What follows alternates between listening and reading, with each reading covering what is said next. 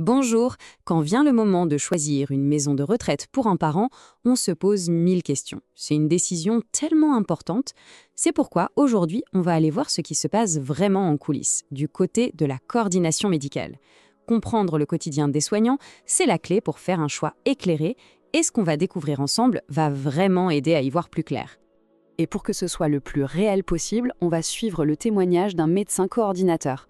Il va nous raconter lui-même, comme s'il était là, une de ses matinées de travail. Franchement, il n'y a pas de meilleure façon d'avoir une vision authentique et transparente de la réalité du terrain. Alors pour bien se rendre compte de l'enjeu, on commence tout de suite avec un chiffre, 150. C'est le nombre de résidents qui sont sous la responsabilité de ce médecin. Il faut s'imaginer un peu, ça représente 150 personnes, 150 familles et qui lui font confiance. Ce chiffre, à lui seul, il pose le décor. La journée d'un médecin en maison de retraite, ça ne commence pas par des visites au hasard, non. La toute première étape, elle est cruciale. Il s'agit de prendre le pouls de l'établissement. C'est un moment où on rassemble toutes les infos pour savoir où sont les urgences, quelles seront les priorités du jour. C'est vraiment la base pour que tout le reste de la journée soit bien organisé. Concrètement, voilà à quoi ressemble ce début de matinée. À 8h30, à peine arrivé, le médecin fait un point hyper important avec l'infirmière coordinatrice. Ils se disent tout, ce qui s'est passé la nuit, les événements difficiles, comme les décès bien sûr, mais aussi le moral des équipes, ce qui est essentiel. Puis vers 9h, un petit café avec le directeur pour les sujets plus administratifs, et enfin à 9h15, le médecin peut se mettre à son bureau et attaquer les dossiers. Et attention, quand on dit gestion administrative, il ne faut pas imaginer que c'est juste de la paperasse. Pas du tout. C'est à ce moment-là que se construit le véritable plan d'action de la journée. Chaque lettre, chaque nouveau dossier d'admission, chaque coup de fil, ça permet de repérer les situations qui vont demander une attention particulière. C'est une vraie préparation stratégique en fait. Bon, une fois cette phase un peu administrative terminée, on passe au cœur du métier, à la raison pour laquelle il est là. Le contact direct avec les résidents. C'est le moment où le médecin va sur le terrain pour sa tournée clinique.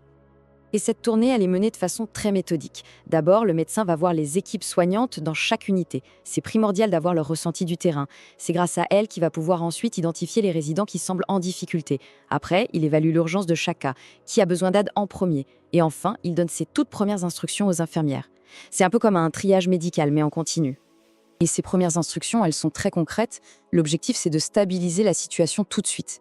Ça peut être par exemple mettre quelqu'un sous oxygène, ou bien demander à ce qu'on appelle le médecin traitant du résident, en urgence ou pas, ça dépendra de la gravité de la situation. On arrive maintenant à une partie du travail qui est absolument fondamentale, et qui, on le sait, intéresse tout particulièrement les familles, la communication. Comment l'information circule-t-elle ? Et ça, c'est un point vraiment essentiel. Une fois que sa tournée est finie, la toute première chose que fait le médecin, c'est de contacter les familles. Il envoie un email pour expliquer la situation de leurs proches, en commençant toujours par les cas les plus inquiétants.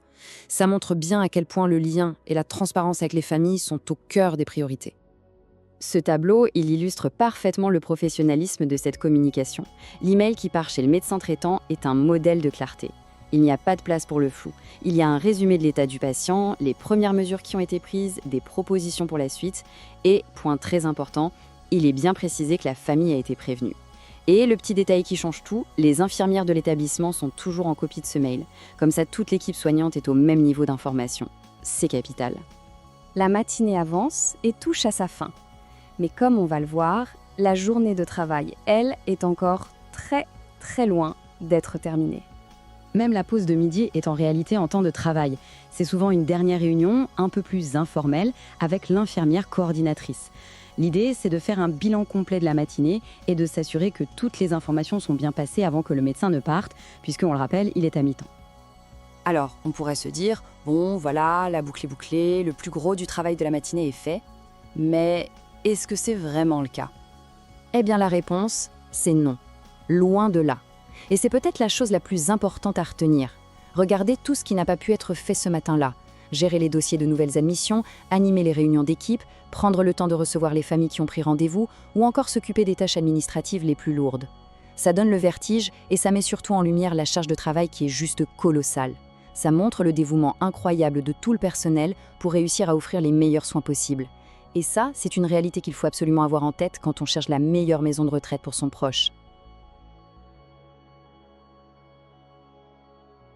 Si vous voulez ne pas louper une vidéo, abonnez-vous et pensez à activer la cloche.